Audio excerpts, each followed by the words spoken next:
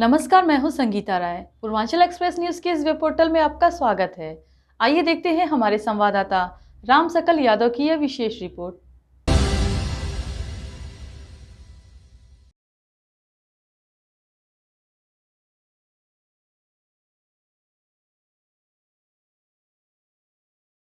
Bahujan Samaj party द्वारा नगर के Ambedkar park में पूर्व मुख्यमंत्री उत्तर प्रदेश एवं बसपा राष्ट्रीय अध्यक्ष मायावती का 70वां जन्मदिन मंडल स्तरीय स्तर पर जन कल्याणकारी दिवस के रूप में मनाया गया। समारोह में मुख्य अतिथि के रूप में मुख्य मंडल प्रभारी आजमगढ़ अयोध्या देवी पाटन व पूर्व एमएलसी दिनेश चंद्रा मौजूद रहे। वहीं अध्यक्षता मुख्य मंडल प्रभारी आजमगढ़ सालिम अंसारी व संचालन जिला अध्यक्ष आजमगढ़ अरविंद कुमार ने किया। इस दौरान मुख्य अतिथि में अबुल कैस आजमी को विधानसभा चुनाव 2027 के लिए दीदारगंज विधानसभा सीट से प्रत्याशी घोषित किया गया।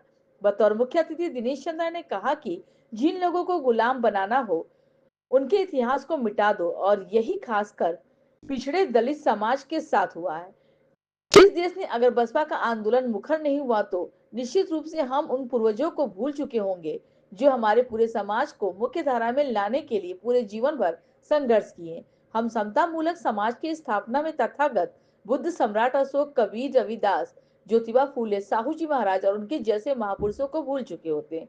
कहते हैं कि रावण वंश को मारने के लिए ईश्वर ने अवतार लिया था, मगर हमारे लिए तो डॉक्टर भीमराव अंबेडकर जी इस धरती पर हमारी समस्याओं यातना से निजात दिलाने के लिए धरती पर आए हैं।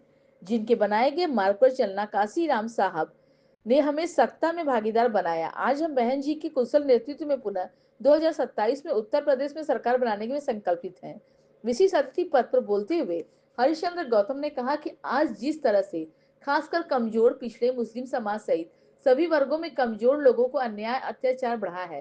देश में कानून के समांतर उस कानून के आचरण हो रहा है जिससे कमजोर के साथ न्याय की गुंजाइश समाप्त हो जाए। पूरे प्रदेश में स्कूल शिक्षा महंगी, स्कूल तोड़े जा रहे हैं, लोगों को रोजगार नहीं मिल रहा है, न्याय नहीं मिल रहा है, जाति संघर्ष की नौबत पैदा की जा रही है, गुंडों का मनोबल बढ़ा है। यह सारी परिस्थितियां उस सामंतवादी युग के प्रारंभ की आहट है जिसका विरोध हमारे पूर्वज और महापुरुषों ने कर संघर्ष किया था। मगर यह हमारा सौभाग्य है कि आज बसपा प्रमुख के नेतृत्व में अम्बेडकर बाद आंदोलन में विपरीत परिस्थितियों में भी बुलंदी के साथ खड़े हैं और हमारा यही साहस 2027 में निश्चित रूप से बसपा राष्ट्रीय अध्यक्ष को पुनः उत्तर प्रदेश का सीएम बनाएगा। मुख्य रूप से जनसभा को ओमकार शास्त्री, डॉक्टर इंदु चौधरी, डॉक्टर मदन राम, हीरालाल गौतम, सबिया अंसारी, अबुल कैस आजमी, विनोद चौहान, रामविलास भास्कर, चितई राम, संतोष राजभर, हीरामणि दीपक, दिनेश कुमार, रामजन्म मौर्य, राशिद अहमद, अरुण सिंह, राम प्रसाद चौधरी, सुभाष पासी, संतोष प्रधान, शाकिर प्रधान, डॉक्टर महबूब आजमी, जगदीश गुप्ता, कुसुम बौद्ध आदि लोगों ने संबोधित किया। की तरह इस बार भी बहुजन समाज पार्टी की राष्ट्रीय अध्यक्ष उत्तर प्रदेश जैसे राज्य की 4 बार मुख्यमंत्री रही, परम आदरणीय प्रांत सम्मानित हम सबकी नेता मान्य बहन जी का जन्मदिन 15 जनवरी को हम लोग जन कल्याणकारी दिवस के रूप में मनाते हैं। आज उसी के संदर्भ में इस आजमगढ़ में हम उस जन्मदिन को मनाने का काम कर रहे हैं। बिल्कुल मान्य बहन जी के आदेशानुसार हम लोगों ने संगठन, जो मान्य बहन जी का आदेश था कि संगठन बना ले, संगठन भी बन गया। मान्य बहन जी ने 9 अक्टूबर को बुलाया और आपने देखा कि एक ऐतिहासिक रैली हुई, क्योंकि बहुजन समाज पार्टी की रैली का इतिहास बहुजन समाज पार्टी तोड़ती है। 9 अक्टूबर को विशाल रैली भी किया और हम लोग पूरी तरह से चुनाव में उतरने जा रहे हैं। आज उसी के संदर्भ में मान्य बहन जी के जन्मदिन के शुभ अवसर पर आपके दीदारगंज विधानसभा जो 350 नंबर है, वहाँ से मान्य बहन जी ने अब्दुल कैस आजमी जी को आशीर्वाद भी दिया। आज इनकी घोषणा भी मैंने अभी शुरुआत में ही कर दिया। जी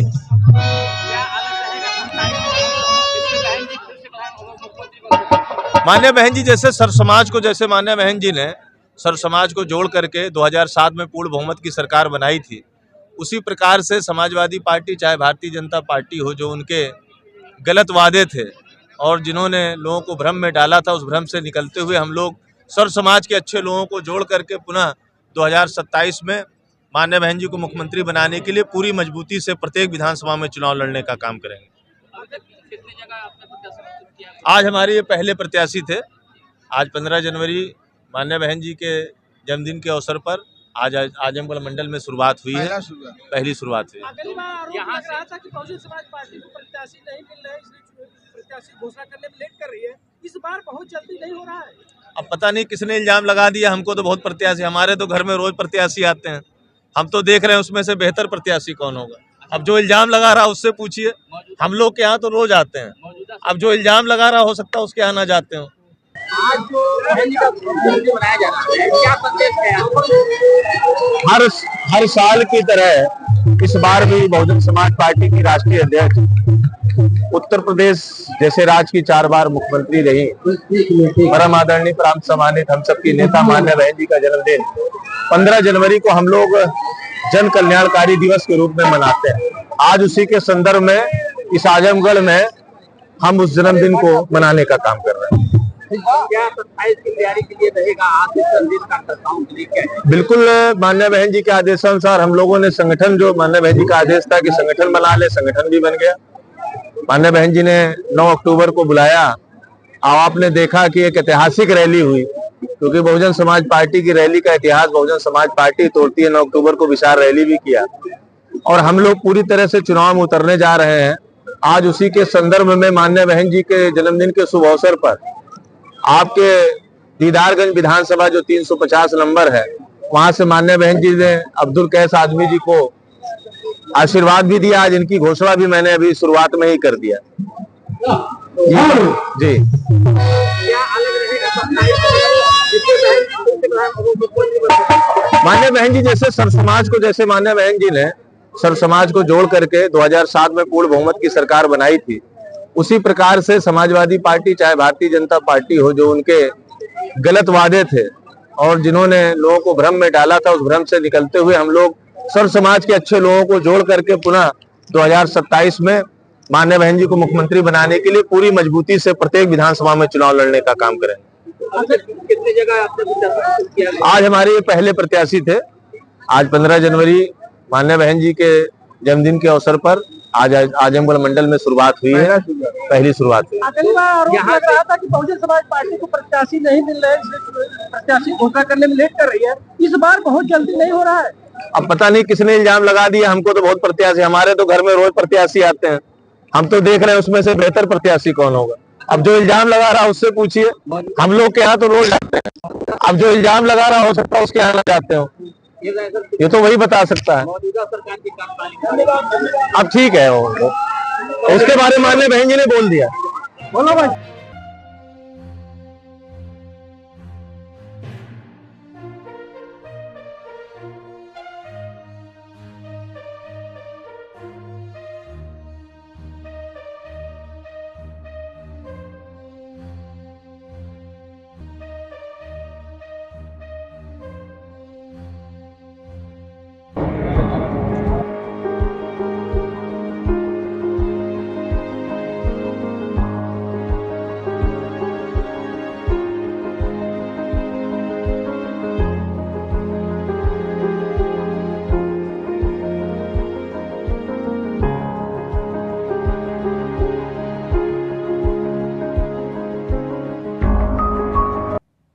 अगर आपको हमारी खबर पसंद आई हो तो हमारे चैनल को लाइक, सब्सक्राइब और शेयर जरूर करिए।